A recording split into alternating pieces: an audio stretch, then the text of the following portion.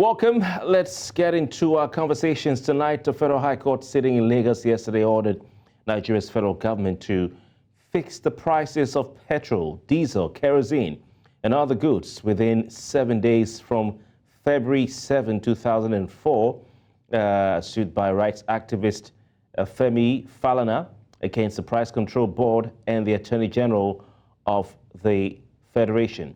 Now, Justice Ambrose Lewis-Allagoa specifically ordered the government of Nigeria to fix the prices of milk, flour, salt, sugar, bicycles and its spare parts, matches, motorcycles and its spare parts, motor vehicles and its spare parts, as well as petroleum products, including diesel, premium motor spirit, PMS, and kerosene. Well, what is the government saying about this? The reaction came in from the Attorney General and Minister of Justice, Prince Lateef Fagbemi, SAN, who said in a statement to his aide that the federal government will get a copy of the court judgment and study it to take necessary actions that will be in the interest of the nation. Now, the Nigerian government officially created fixed and controlled prices for items consumed in the country during various periods in its history, especially during times of economic challenges or crises. Now, one significant instance was during the oil boom era of Nigeria in the 1970s, when the federal government of Nigeria implemented price controls on essential commodities to mitigate inflationary pressures and ensure affordability for the masses. These controls were also imposed during periods of fuel scarcity, food shortages, or economic downturns to stabilize prices and to protect consumers from exploitation by sellers. However, ladies and gentlemen, due to factors such as inflation, production costs, market dynamics, maintaining these fixed prices became increasingly challenging over time. Now, heads of state at various periods of fixed control or control prices in Nigeria's history included leaders like General Yakubu Gowon, General Olusegun Obasanjo, General Ibrahim Babangida, and even civilian presidents like Alhaji Shehu Shagari and Chief Obasanjo during his second term. You saw something on your screen. For instance, there was a price control decree of 1970, which was repealed under the Olusegun Obasanjo military regime. As you've seen here, it was replaced by this law, Price Control Decree of 1977. Items affected then were textiles and clothing, beer and stout, as you're seeing on your screen, soft drink, sugar, tires and inner rubber, flour, matches, bicycles, spare parts, salt, tin meat, tin fish, kerosene, petrol, diesel, oil, fuel oil, motor vehicles and spare parts, milk, building materials, tobacco, pharmaceuticals, educational materials, electronics, and motorcycles and spare parts. That was in 1977. This is 2024. What's going on? Our guest tonight, Monday Ubani's legal practitioner, George Brown, is a security expert. They both join us via video link. How feasible is this? We'll seek to find out from these experts. Good evening to you, gentlemen. Thank you so very kindly for your time tonight. Thank you for having us. It seems. Thank you very much. I want to start with you, Mr. Ubani. It seems that many are not aware of the law called the Price Control Act, and I'm just trying to get the Price Control Act. And many also, it seems, are not aware of the body called the Price Control Board. Monday Ubani, please tell us more about this. What should we know about these two organizations? Because if not for what's going on, we would not have known that these exist for many, like myself. Yeah, thank you. The Price Control Act 2004, Laws of the Federation, has been an existing law. And that particular act creates the board you just mentioned. And the function of that board is to fix prices of those items that are found in the schedule of that particular act. That law has been in existence, just like many other laws, but has not actually been activated in terms of implementation.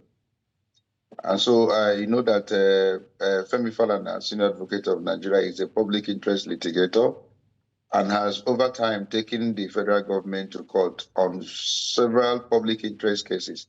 This is one of those public interest cases, that he has taken, because he had told me about this Price Control Act over time, that something has to be done that law is redundant and has not been implemented by the government. And so this time around, he felt that the best thing to do is to go to court, file an originating summons, and then join those government agencies, that are supposed to implement the law, and ask the court to ensure that they mandate them to do the act that is commanded by that law. Now, that particular act has never been repealed. You mentioned the one of 1970 that was repealed at a particular time, either in 1976, you said. But the new act that we're talking about that was under the military was never annulled, was never in any way made redundant in terms of annulment. And so, but the government has never try as much as possible to fully implement the provisions of that law. And the reasons are not far-fetched. People will say, oh, we are now in an economic situation where the forces of the market determines prices, that you cannot, unless under the military, force prices of items to be stable. But we're saying, look, if the act itself has not been repealed, it means that that law is meant for a reason and has to be implemented, or else you repeal it. Or having not repealed that law, then that law has to be implemented. And so that is what the court has done in the circumstance. What happened is that the learned Sikh went to court, joined the Attorney General of the Federation, another government agency that's supposed to carry out the act, and which they have failed and refused to do, and then sought for some certain reliefs and served the government agencies with the court papers. Unfortunately, they never turned up in order to respond to the reliefs, to the things, the grievances he has expressed. And so the court gave them opportunity to be heard, and they refused to be. So the court went ahead and granted all the reliefs, one of which is that they have given 7 days within which to fix prices, including petroleum products. The argument is petroleum products is no longer under regulation. I mean, it's deregulated. So it is the government that would have come to court and tell the court that this is actually the situation with regards to petroleum product. But in the absence of that being done by the government, the court had to grant the relief that was sought, believing that they were uncontradicted, and nobody came to refute all the facts as alleged by the learned Sikh. That is actually what has happened. It's an existing law which has never been repealed. All right, quite interesting. Thank you, Monday Ubani. Judge Brown, do you welcome such judicial intervention, as some may describe it, especially looking at Nigeria's current inflation-hit economy? The truth of the matter is that it's a public interest. Okay, Barrister, that was meant for your counterpart. I'll come back to you shortly. Oh, okay. Sorry Thank about you that. Sorry about it. Yes, all right. Judge Brown. Thank you. Thanks, Kofi. Good evening, viewers. Good evening, Ubani. The facts are that these laws are still in place. The laws have not been repealed. The laws seem to be obsolete or not quite enforceable today because of the kind of economy that operate in the country. Taking advantage of the law as Femi Falana did is a welcome development, and with that law, it really applies today and the way the country is, because you have to know that the law was a military decree, and we've had series of democratic dispensations that inherited those laws, and those laws actually thrown away, but they're still in our laws, in our statute books. So testing that law at this point in time, the way the country is a welcome development. And I think it will go a long way in interrogating the economic situation in the country and make the economists in this country to really come together and sit down and begin to ask ourselves questions on the way forward with regards to the living crisis that we're having in the country right now. Okay. Monday Ubani, what are your thoughts on this? Judicial intervention in a time like this when Nigerians are going through a lot. The inflation is skyrocketing every single day. You don't know what you're going to meet at the market or at the shop in terms of prices. When you go the next day, prices sometimes change from day to day. Public interest cases, clearly are instruments for good governance. If the government failed to implement their law, or they They don't respect the laws that are in the books. One of the ways of getting government to act, through writ of mandamus is public interest case. This is a matter that affects majority of Nigerians. And you see how everyone is crying. I mean, I did a cap last year for 5,000. This year, I asked the same teller to sew my cap, and she's telling me 10,000 naira. That is 100% increase. I did an agbada for 120,000 naira last year. This year, I want to do a new one. And she says it's 150,000 naira. I said, what is the reason? She said, the cost of material. Now, cement in January was 5,000. As I speak to you now, it is now 7,500. Those who buy tomato, those who buy pepper, we tell you what they suffer every. Those even meat, 1 kilo of meat, a kilo of meat now is, I think somebody was telling me now is either 4,000 or 3,500. Used to be either 1,000 something. So the thing is that these prices of things, keep on skyrocketing, and there is no serious intervention of government in order to address it. And I think that the government ought to.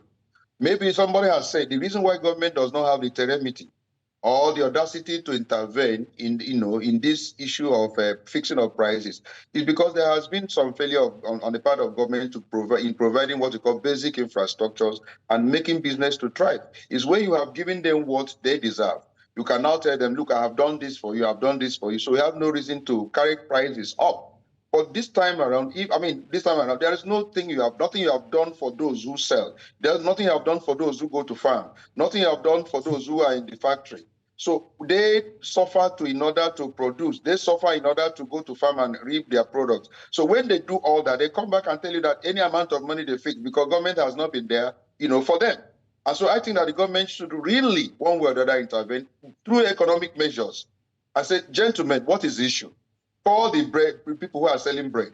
Call those who are selling market this and another. What is the situation? What do you want us to do? And then provide those basic things that will make prices to come down. Without any economic intervention on the part of government, these prices will keep on skyrocketing and then making it unaffordable to those whose salaries have been fixed. It's not as if there is any increase in salary. It's not as if there is any business enterprise these guys are doing in order to earn extra money. They are still dependent upon how much they are being paid. That has been decided how many years ago. Yes. So, Mr. Monday Ubani, having said all this, if we look, because I've searched everywhere, and I'm looking at a copy of Olusegun Obasanjo's, and he's still around with us, and I don't know, maybe he's gaining some entertainment from watching all this play out because this was something on nostalgia, he enacted, repealing the price control decree of 1970 and the subsequent amendments, and then instituting the price control decree of 1977.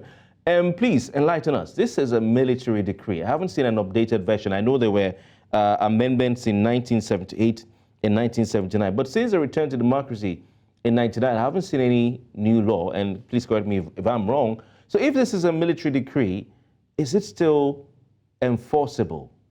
Does it still stand in a civilian? Otherwise, what about all the draconian decrees against journalists, against lawyers, and all that? Yeah, it's a very intelligent question. The point is that the 1999 Constitution, adopted all existing laws. Before the civilian regime, was entrenched in 1999. There has been laws like those decrees you mentioned that were enforced. So when the civilian regime came in, that constitution recognized those existing laws, I think under section 315, if I can remember, and adopted them. If they are federal laws, they will be deemed to have been enacted by the National Assembly. So it is the adoption of these laws by the constitution that now give legitimacy and life to those decrees. As long as they were not repealed, as long as they were not in any way made redundant by way of repealing, it remains an existing law that the Constitution itself has adopted as a law enacted by the National Assembly. That is why those laws now have become part of our laws of the Federation. I hope I have made myself very clear. So all those decrees that were never repealed they are regarded as existing laws. An existing law are allowed to become operational even under the 1999 Constitution, as long as they are not repealed or amended by the subsequent National Assembly that have been in place. Interesting. Judge Brown, there arises a question of feasibility. Where do you stand on this? Because you look at even the fact that the federal government has from when it concludes the study of the court order, because the Attorney General says he's going to study it. So when he's done studying, he has from then till February 14 to obey this court order. So is this entirely feasible? And is the time that the court has given even enough? Also looking at the fact that we're in 2024 and the world has changed from 1977. George Brown. Hey, I'm not a lawyer, but thanks to Ubani for setting the ground, as they call it in law, with respect to this development. The fact is that the law has not been repealed. It's not a law, has not been repealed under the current National Assembly. So it's still subsisting, it's still a law. And Femi Falana going to court to attest the strength of the capacity of the court to enforce that law is what we're going to see. Now, question about the feasibility of the practicality of Femi Falana getting a court order instructing the Attorney General to enforce it. Yeah, I'm talking about the implementation. Implementation. How enforceable are these laws when we operate a free, so to speak, a free market economy in Nigeria? How enforceable are these laws? How is this going to happen? Can the government just wake up one day and go into someone's shop, like rice is 600 naira in Port Harcourt for a cup of rice that used to be 100 naira and 150 naira. Is between 500 and 600 naira, depending on the part of Port Harcourt where you are situated. Then in the rural areas or cities outside Port Harcourt, like Bonny Island, it's 700 naira. So will you go to the shops using the military and the police, as it used to be, to enforce price control? Because I remember growing up as a kid in 1984, I was in primary school in 1984, and there was a place in Port Harcourt where there's this company that was called Nigerian National Supply Company, if my memory will not fail me as a kid. It was called Nigerian National Supply Company. And that company at the time used to sell milk, sugar, flour, and salt at what they call control price there. So people used to go, or our parents used to go to those shops along Station Road in Port Harcourt and then queue up, buy these staples at the so-called control prices. Now, I think what happened there, based on benefit of hindsight and of knowledge today, is that the government had a company or had an outfit that was stocking goods, staples, just as we have today, where we have strategic grain reserves. I think the government were housing staples in different states, different locations in the country. So whenever they want to enforce prices, they now this price with this goods or staples. George, brother, I'm so sorry. I hate to interject there. I'm so sorry. Traders to bring the prices down, but I don't think that is possible today. George, brother, I'm so sorry to interject there, but we have to go. You've taken us down memory lane. This is a discussion that needs a whole hour or more, because you reminded me of some of the things that my father told me then of all the marketing boards and the stores that he used to go with tickets or cheats to go get things to sell. We'll talk about this some more, but I want to thank you especially, Monday Ubani, legal practitioner, and George Brown, security expert, both joining us via video link. We appreciate your time, albeit short, and we'll keep eyes on this story. Thank you very much, gentlemen. Thank you for having us. We'll talk about Nigeria's elections in a matter of minutes, so we'll be right back after this break. Please stay with us.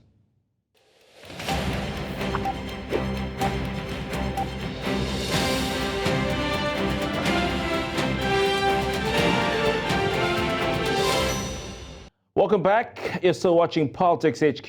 A new bill making its way through Nigeria's House of Representatives has been attracting attention and, of course, a lot of discussion regarding that bill. It proposes a major shake-up to the country's electoral calendar, holding presidential elections, governorship elections, National Assembly elections, and State House of Assembly elections all on the same day.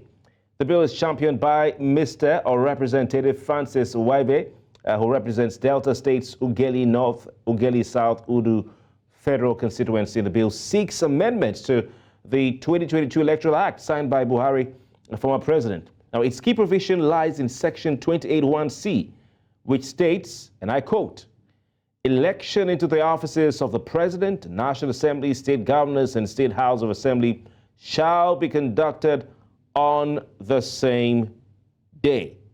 End of quote. Now, furthermore, the bill proposes a nationwide voter re-registration exercise every 10 years. In Section 10, Sub 3, this aims to ensure an updated and accurate electoral register for each unified polling day. But the potential implications of this proposal are significant.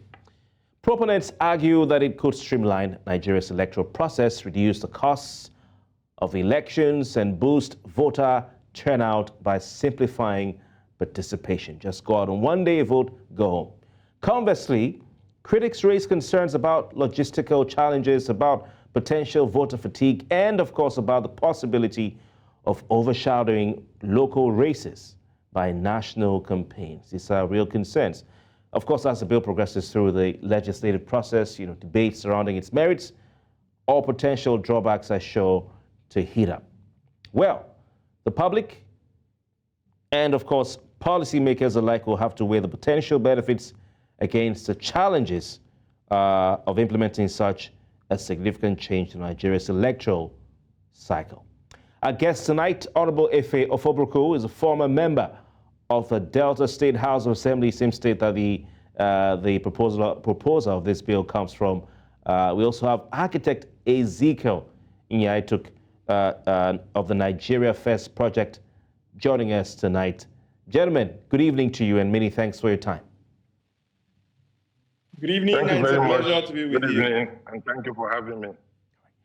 Let me start with you, architect Ezekiel Nyaituk. What do you suspect necessitated this bill? The person that passed the bill, obviously, or that presented the bill, obviously must have been part of the process before he could get into the House. And I can talk from experiential knowledge that that bill is absolutely necessary. I can give so many reasons. Number one, INEC is taking from Nigeria the amount of money that's absolutely unnecessary. Number two, we are spending this amount of money to fester corruption and achieve nothing. Number three, we appear not to be in tune with the times where technology has become the saving grace and the way to curb corruption. Let me even stop there for now and tell you, maybe I would like to take a minute and tell us exactly what the voting processes are like. Number one is that you go to the polling unit, you cast your vote. After you cast your vote, they record the vote by right. They're supposed to record the vote, take a picture of the recorded vote, send it via iRev, and then put a copy, paste it on the wall for you to see and have access to. That is a standard process. That is what should happen. If that be the case, then when you move from the polling unit to the ward collation center, exactly what are you collating? You move from the ward collation center, you go to the local government, you go to the state. Each place has a lot of staff there. What are they doing exactly? If what you did at the polling unit has its credibility, which is the foundation, then what are the rest of the processes doing? I say this as one who went not only to election and went to the tribunal, went to appeal court, and went as far as to the Supreme Court. Because if we have time and I give you experiential knowledge, you will see why a country filled with such cerebral citizens in numbers are being led by things that are not only wasting their money, but it's also as a process of festering corruption. And the time has come when we must sit up. Maybe I'll allow my brother to also say something. But interesting. If I have the next time, I would like to be very specific on 1, 2, 3 details. All right, interesting. I want to go to you, Honorable Fagbemi. Your thoughts on this? You know, what the thinking behind this bill? Thank you very much. Good evening, Nigerians. Thank you once again for having me. I think that this proposal, this bill before the House of Representatives is very timeless. I think it's high time we sit down to call a spade and tell ourselves the truth. Our kids go for examinations where they have to write. They take as much as 4, 6 papers in one sitting. They conclude the exams and they go away. But we are not even going to write exams. All we are going to do is to thumbprint to decide who we think should take specific roles in terms of leadership in our country. I do not even think that it should be an exercise that should involve shutting down all activities for a whole day. We can take all the positions, all elections can hold it the same day. My brother, Architect York, has already enumerated the various bottlenecks and the challenges that are associated with it. It's just one festival that takes place every 4 years that enables some people to cash out on our already ailing economy, put monies in their pockets, and walk away. I personally do not think that there's still need for us to be conducting elections at different days and different times. We can have all the elections. You can give the voters 5 ballot papers. They thumbprint them in less than 2 minutes and put them in the ballot box. The results can be counted and recorded and transmitted if we so desire, and the winner declared for us to move on. We cannot continue. We cannot be doing the same thing the same way and be expecting a different result. If we must get a different result, then we also should be willing to do things differently. So I want to align myself completely with the initial position of the other Africa on this matter. All right. Interesting, gentlemen. We'll be back to ask you more questions after this short break. For those of you watching at home or wherever you are, stay with us. Still Politics HQ. We'll be right back.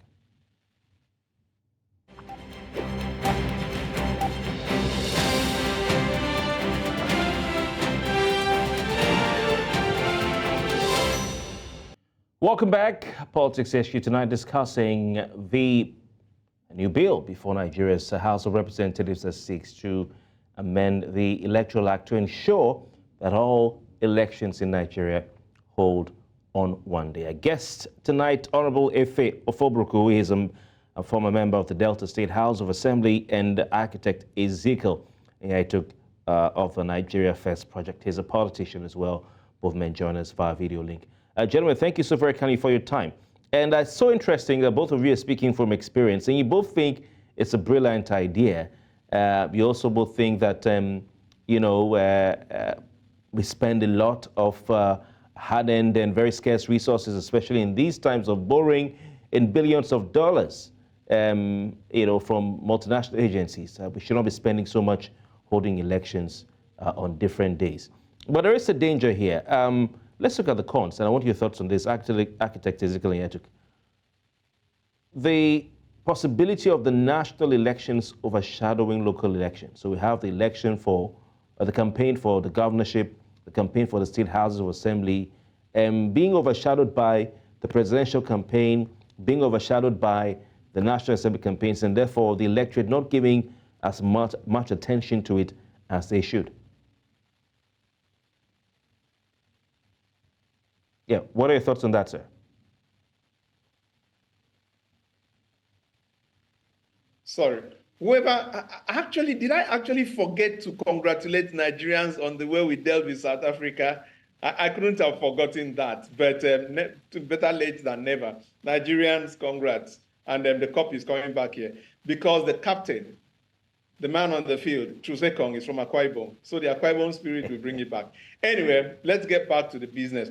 whoever talks about, the local politics being overshadowed by, presidential election is, with all due respect, talking from abysmal ignorance. I campaigned as a governorship candidate. I went through, in fact, if you're a House of Assembly member, you are the one that is really in touch with the grassroots politician. Do you understand me? So the fact that your election is going to be on the same day as a presidential election is going to ensure that there is a larger turnout for presidential election, and not that the presidential election will now come and overshadow who knows about presidential election? The president probably comes to your state once or twice, and that's it. But you are there with the locals, you are campaigning with them on a daily basis. So on the day of the election, they are coming out for you, but it so happens that the presidential election is on the same day as well. So the presidential election is the one that will benefit, because they feed off the energy of those of us on ground that have been campaigning. So that argument just doesn't hold water.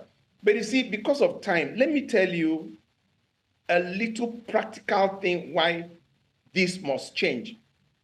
Number one is that INEC in the last election collected over 365 billion, equivalent of spending 1 billion every single day. To do what? We must come back and analyze the INEC budget, and then you realize that you may not need up to 25% of that amount if we are to do election in one day and do it through the transmission of election, electronic transmission of the results. Because number one is that you are going to send from the polling unit straight to the state collation center, and of course to the national. And when people know that the results, let me even say this, after the election, in my case, I went out of my way and downloaded, because if you're a serious candidate, you must have an agent in every single polling unit. Akwa Ibom has about 4,254 polling units. Assuming you give your agent just 5,000 naira, so that because it is from the polling unit to the ward collation center, so that he can have maybe something to have snacks and then transport them back, just give one agent 5,000 naira. You are going to spend as a governorship candidate over 21 million naira, giving just your agent the money to feed and then move from the polling unit to the ward collation center. We have about 368 polling wards. So you are going to have your ward collation officer that is going to move from the ward to the local government. So you make a provision of, say, about 10,000 naira, like that. At the end of the day, the amount you are paying your people is going to be in the neighborhood of, when you calculated, mine was about 35 million for election day to pay people to carry. Now, my alternative is to have my agent in every polling unit who just use their phone and send me the picture of what they have there. As a result, I just give them 500 naira for data. That is all. And I have my situation room where all the results that come in, I collect them, I cross-check with the IREV, and I know that my result is perfect. How much have I spent? 500 naira, which comes to less than 2 million. That is all. Compare 2 million with over 35 million that each candidate would have to spend. You're a serious person. I could do this analysis over and over. This is interesting. We need a touch screen board, to really look at all of these figures, and it's quite interesting. I want to come back to you, Honorable Lateef Fagbemi. You're a politician, and of course, the section of, as well as architect who's with us, a section of this new bill, the amendment, section 47 sub 3, proposes, or let's go to section 10 sub 3.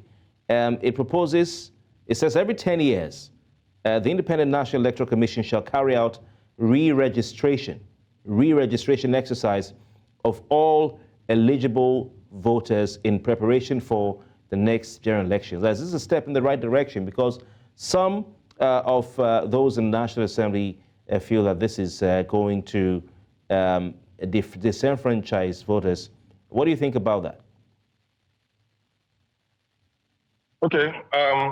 Talking about registering voters once in 10 years, I personally would not want to agree to that. I think that part of that section of the proposed bill is faulty. It's not good enough. Okay, Honorable, just to correct, or just to point out, it's re-registration. That is, I think what it means is even if you registered before, they're going to wipe the entire slate and then register everybody afresh.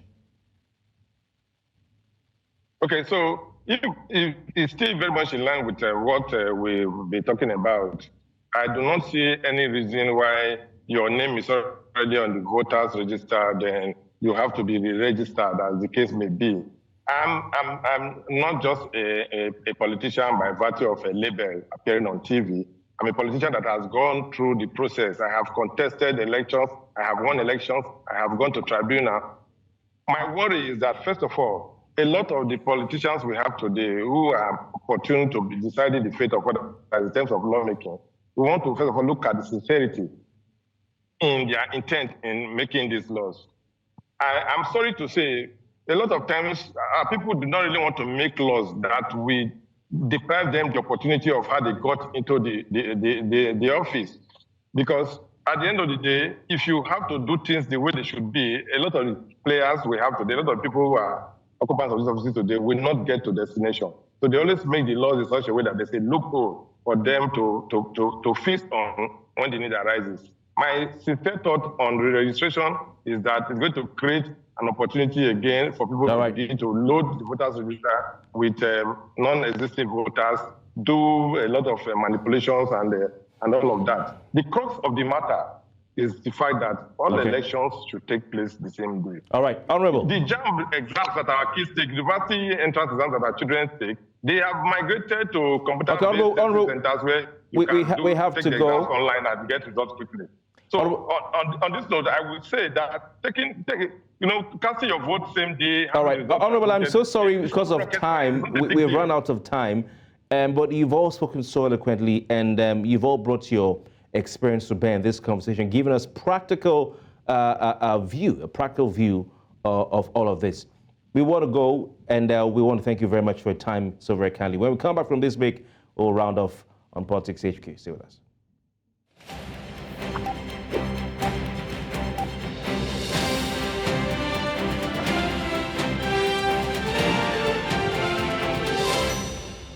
All right, we want to thank our guest tonight, Honorable Efe Ofobruku, former member of the Delta State House of Assembly, and architect Ezekiel Nyetuk of Nigeria First Project. Thank you so very kindly for your time, gentlemen, tonight. And I want to thank, of course, those of you who've been our guests and company tonight on the program. And, of course, that's the size of our package for this week.